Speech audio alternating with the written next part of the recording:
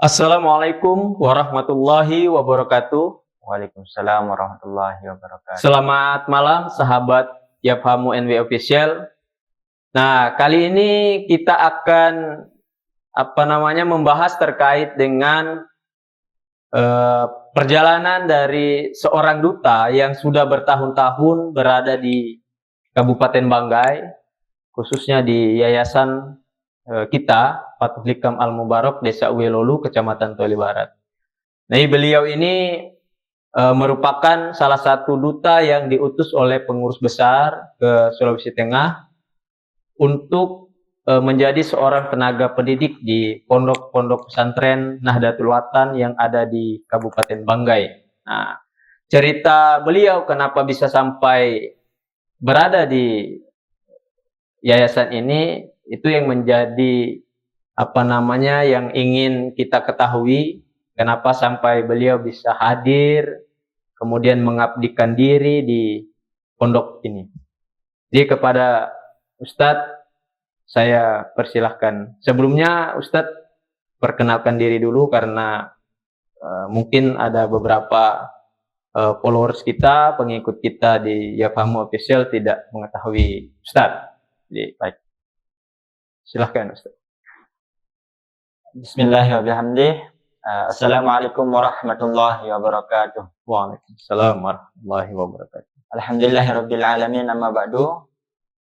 Baik, sebelum saya jawab dari pertanyaan dari penanya begitu, saya perkenalkan diri. Nama saya di sini Irsyad, ya, atau nama lengkapnya Irsyadun gitu. Sering dipanggil Irsyad. Jadi saya di Mahat itu angkatan 57.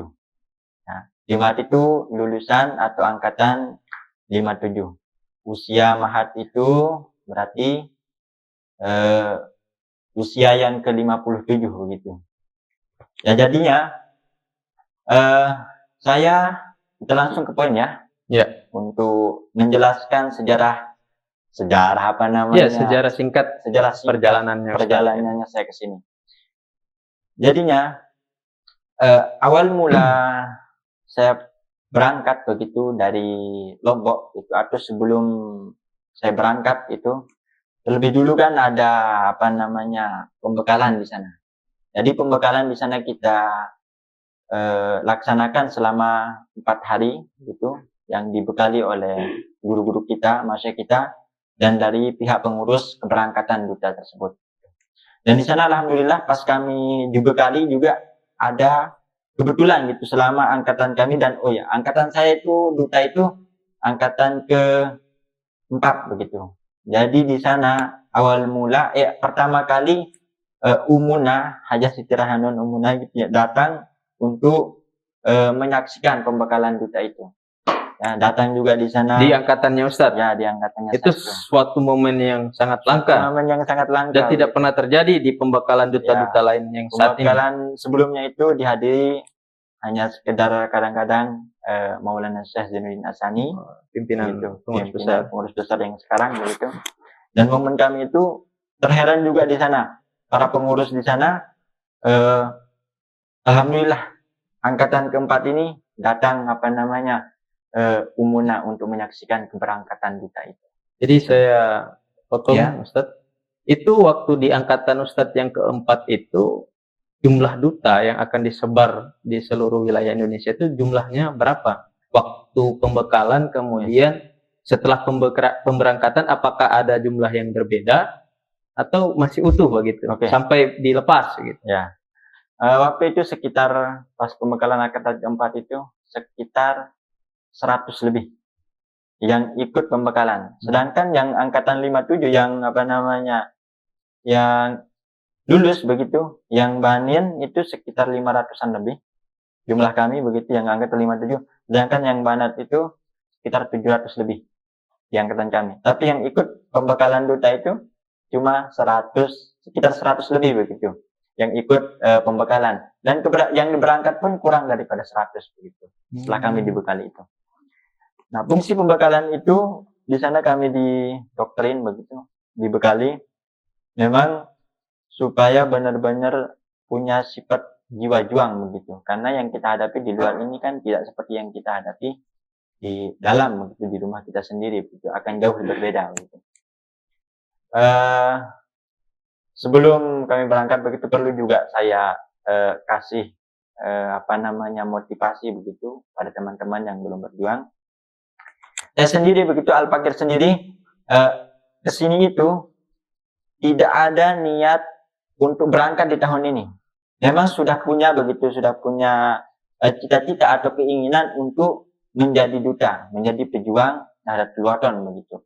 Kalau kita sebut ini pejuang Nahdlatul Wathon ini, duta Nahdlatul Wathon ini, agak takut kita sebut. Karena kalau kita sudah masuk di pejuang Nahdlatul Wathon ini, sudah termasuk ke pengurusan besar, pejuang besar. Jadinya kita agak takut menjadi duta ini kalau kita belum siap dari segi mental, dari segi ilmu. Kalau belum siap, maka kita agak malu gitu. Ya makanya kebanyakan teman-teman ini yang seribuan begitu, dengan jumlah banin dan banat itu sedikit sekali yang mau berangkat. Karena itu sebenarnya faktornya, takut begitu menjadi pejuang itu. Karena juga berat juga menjadi pejuang. Nah, jadi kemudian terkait dengan bagaimana Ustadz sehingganya bisa sampai di Sulawesi Tengah, di Kabupaten Banggai ini, apakah itu by order sesuai kehendak Ustadz sendiri, ya,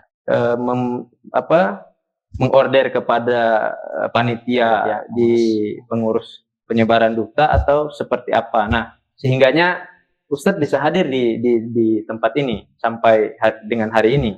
Oh, kalau masalah itu kita memang di pas waktu pembekalan itu kita dikasih pilihan. Kita dikasih pilihan oleh panitia, oleh pengurus di sana, sudah terdaftar kan. Di sini juga ada strukturnya di sini, yang mau membutuhkan duta begitu, tenaga pengajar, maka dia melalui prosedur dulu begitu. Dia minta ke pengurus begitu. Dia minta ke pengurus untuk meminta kepada pengurus melalui surat begitu, berapa duta yang dibutuhkan. Dan pondok pesantren yang ada di luar daerah ini, ya, itu sudah menentukan berapa duta yang dia butuhkan. Dan di sana pas pembekalan di sana, nah kita disuruh pilih mau ke Sulawesi Tengah, Kalimantan, atau ke Sumbawa, atau ke Dumpu, masih di wilayah di dataran Nusa Tenggara Barat pun masih diutus duta.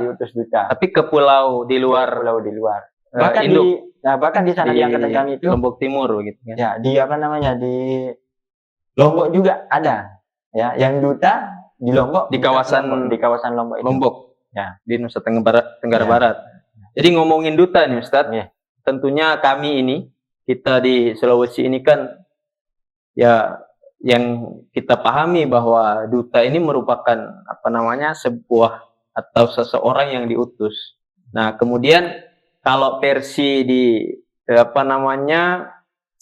di pengurus besar Nahdlatul Wathon itu berbicara terkait dengan duta, itu membawa misi-misi tersendiri tentunya. Nah, bisa nggak Ustadz ceritain sedikit terkait dengan apa sih duta versi yang diinginkan atau yang dikehendaki oleh pengurus besar Nahdlatul Wathon sendiri? Ya. Oke. Duta, ya, yang dikatakan duta itu sebenarnya pejuang. Ya. Ya. Intinya kalau prinsip daripada pengurus besar dan pengurus Nahdlatul Wathon begitu, intinya dia mau berjuang, intinya dia bisa ngaji dan punya jiwa mau berjuang. Cukup dua itu saja, itu sudah cukup bekal kita menjadi seorang duta di dalam Nahdlatul Wathon ini. Tidak perlu punya persiapan yang matang, persiapan yang banyak, cukup kemauan yang besar. Cukup bisa ngaji. Intinya kan duta itu kalau tidak bisa ngaji gimana begitu ya. Bukan duta Nahdlatul Wathon kalau seandainya dia pergi terus dia bisa baca Al-Quran. Jadi terkait dengan dia dinobatkan dan memenuhi syarat sebagai seorang duta, itu kan ada masa-masanya Ustadz. Ada istilahnya itu berapa tahun sih dia sebagai seorang santri misalkan, atau pas di Mahat itu, sehingganya dia masuk di dalam nominasi sebagai seorang duta. Itu berapa tahun itu? Oke. Kalau syarat dari situ harus dia itu alumni Mahat, sudah selesai Mahat. Sudah selesai. Ya. Itu berapa tahun itu? 4 tahun. 4 tahun. Nah, sama seperti kuliah begitu. Ya. Ya. Oh, yang menyandang gelar Quran dan hadis, Quran itu. Hadis, ya. Sudah punya gelar Quran dan hadis, baru dia bisa menjadi duta. Tapi kalau misalkan sekedar abituren, alumni SMA misalkan, tapi dia sekolah di Nahdlatul Ulama, tidak bisa jadi duta. Dia harus Mahat. Ya, harus Mahat dulu 4 tahun begitu. Minimal dia pernah mengaji lah begitu. Ya. Bisa memahami ilmu-ilmu yang pernah dikaji di dalam Mahat tersebut. Oke. Tadi kita sudah banyak bercerita terkait dengan ada sebuah secara administrasi ini, ketika sebuah pondok pesantren binaan Nahdlatul Ulama itu terkait dengan bagaimana mendatangkan seorang duta, kan harus bersurat dulu kepada pengurus besar berapa jumlah duta yang diinginkan sesuai dengan kebutuhan. Kemudian nantinya di fase pembekalan dan lain-lain, tentunya seperti yang Ustadz katakan tadi, itu kan ada pembekalan. Nah, dengan situasi dan medan yang tidak diketahui, tentunya pasti ada terbesit sebuah pesimisme misalkan, karena Ustadz kan tidak pernah menginjakkan kaki di tanah Sulawesi ini. Lahir dan besar itu di lingkup suasana yang memang berada di lokasi berdiri dan hadirnya Nahdlatul Ulama. Sebelum Ustadz lahir pun mungkin Nahdlatul Ulama sudah dikenal di pulau, khususnya di Pulau Lombok di Nusa Tenggara Barat. Nah, sementara di Sulawesi ini kemudian kan tentunya ada tantangan-tantangan tersendiri, bahwa banyak yang tidak mengetahui apa sih Nahdlatul Ulama itu. Nah, itu menjadi bayang-bayang Ustadz ketika pembekalan itu. Dan kemudian kenapa sih sampai Ustadz mau dan mampu sejauh ini, sudah berapa tahun sebagai seorang duta, tidak ingin, maksudnya tidak merasa jenuh begitu. Ya, dari pertanyaan tadi itu bagus sekali. Ya, karena ini berkaitan dengan niat kita pergi menjadi duta. Ya, saya sendiri begitu. Ya, seperti yang dikatakan tadi, adalah di sini adalah tanah yang tidak pernah kita injak sama sekali, itu yang asing tidak sekali. Punya sanak saudara, itu menantang sekali kan, untuk mau enggak kita ke sini begitu, membuang diri ke sini terus mengabdikan diri itu sampai betah, sampai 2 tahun begitu, sampai lamanya 2 tahun atau seterusnya begitu. Nah, jadi kembali kepada niat kita begitu. Kalau saya pribadi begitu jadi duta itu, niat saya yang pertama itu adalah menjalankan titah guru, berbakti kepada guru. Di sana saya berpikir, di sana saya berpikir gimana supaya gitu saya itu bisa berkhidmat dan terlibat dan di dalam perjuangan ini. Salah satunya adalah menjadi duta. Ya, tidak bisa saya talaki langsung begitu, misalkan seperti teman-teman yang ada di sana, teman senat, menjamukan beliau makanan, membawakan beliau kitab atau mengantar beliau. Tapi saya yakin melalui jalur duta ini, itu saya sudah berkhidmat kepada beliau, kepada guru-guru kita yang ada di Mahat. Oke, baik.